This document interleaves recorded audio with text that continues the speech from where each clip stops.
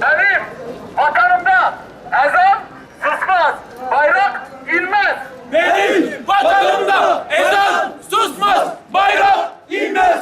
Benim vatanımda ezan susmaz, bayrak inmez. Benim vatanımda ezan susmaz, bayrak. Bayrağa uzanan eller kırılsın. Bayrağa uzanan eller kırılsın. Bayrağa uzanan eller kırılsın.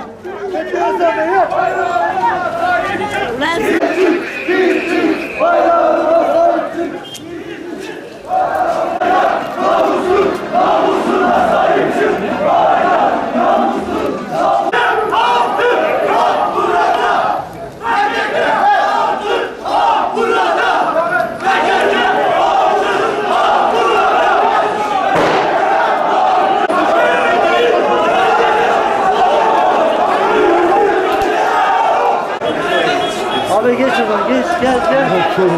Nerede? Ya şimdi içeri taşmaz ki bana, bırak. Hiç olmaz sana, bırak onları.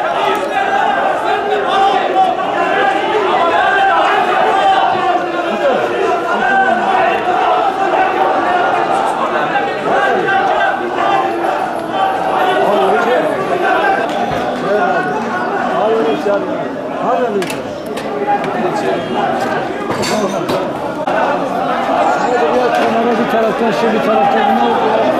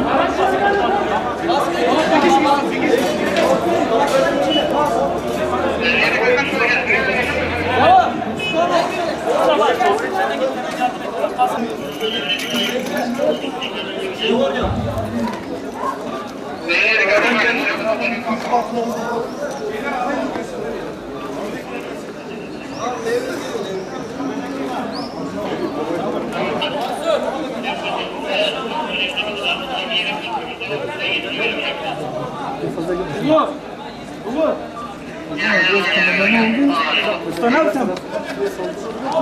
Yampın için değerli değerli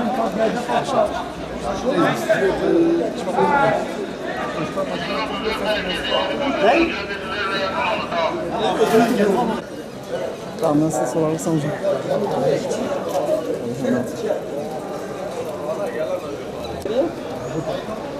Ne yapalım? Şeyde aratır.